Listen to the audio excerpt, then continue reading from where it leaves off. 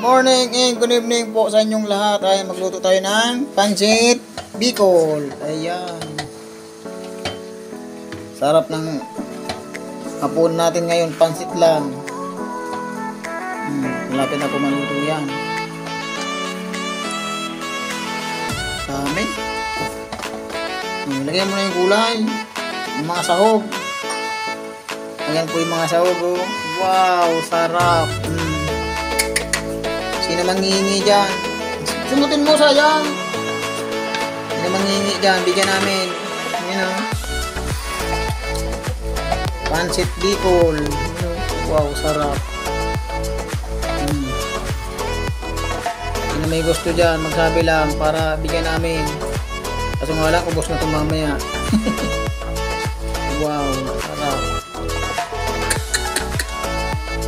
Kain tayo mamaya, pancit Bicol. Ayan, ganyan yung luto ng mga lutong Bicol na pancit bato. Sarap.